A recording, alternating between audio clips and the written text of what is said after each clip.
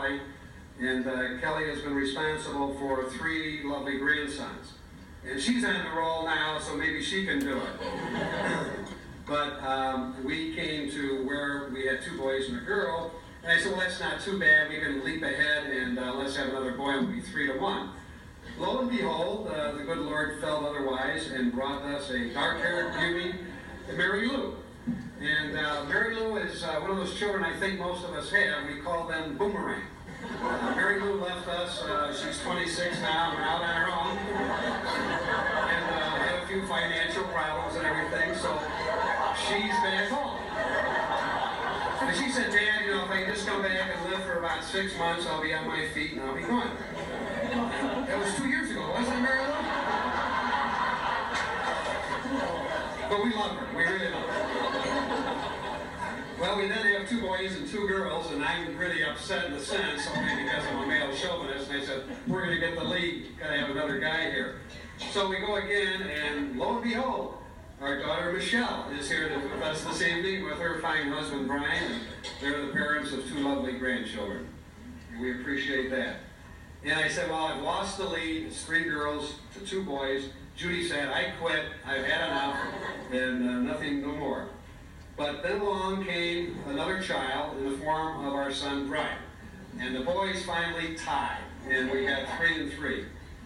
And Brian, by the way, graduated last May. And he's living at home, and I do hope he does get elected mayor, so that he does move out. Not that we're trying to get rid of you, big guy. I just want something left on the dinner table. Well, Judy and I are getting older, and we were 3-3 on the makeup of the children, and I said, well, I got one last chance to get the lead, and this is going to be it, because I think Judy has just about had the course. And but lo and behold, we had a beautiful young daughter, Judy Lynn, and Judy's in the back, moving all of us back here. Judy's still in college. She does have a full-time job, going to school full-time. She is a very wealthy individual because she knows how to save money. Any young men around here, Judy Lynn's daughter here, 21, 26. Move on, guys, move on. Well, Judy, I think, felt sorry for me, gave me one last chance, and by golly, we tied with our baby, not to be too spoiled, but still spoiled, our son Eric, over here, who was a freshman in college. And with him, his very good friend, Lori. But as spoiled as he is, we still love him very much. Appreciate it very much. One of the things, much of what I've done is in the program, and I appreciate Drew Paloff and what you've done there, Drew. It was a fine job. And one of the things I regretted is having started active in the club in '63 with people like Dick Miller and being treasurer of the club back in those years. I then got into the state legislature in the late '60s, and that took me way down to Columbus and trying to run a CPA practice. It took a lot of time. I didn't really have much time to be that active in the club during that period of time. Although we did, during that period of time, have our last 3 children. So I guess if you really want to do something, you find time to do it. Some things are more important than Notre Dame Club.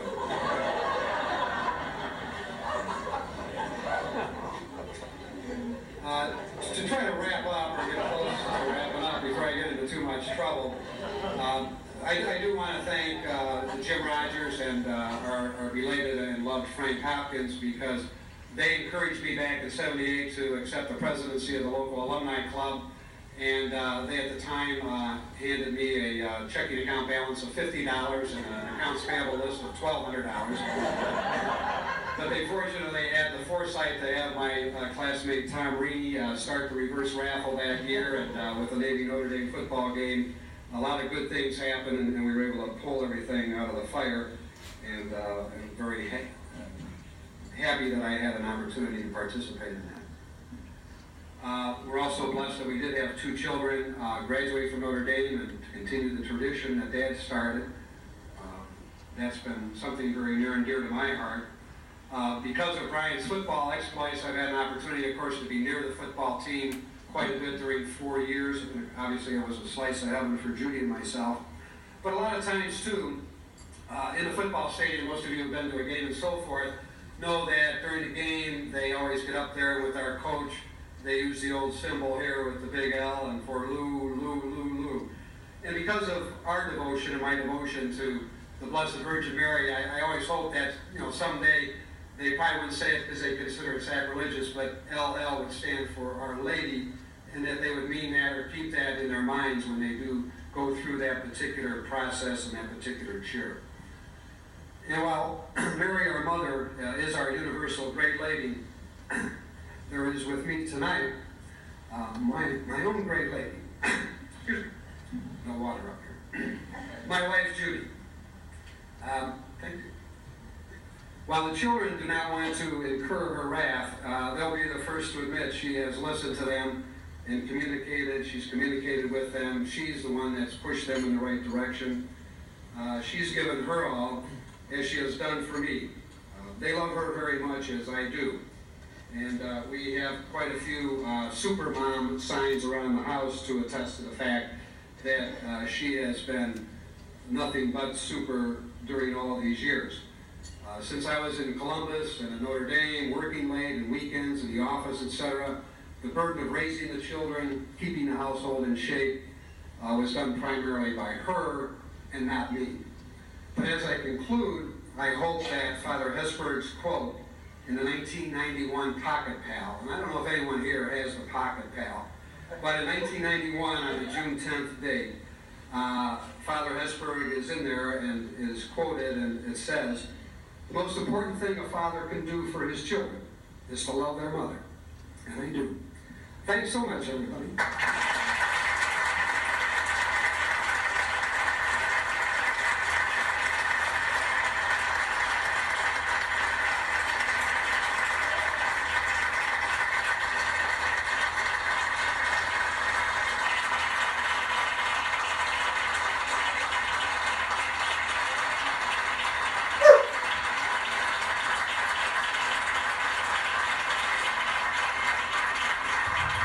His career at Notre Dame, much of which was highlighted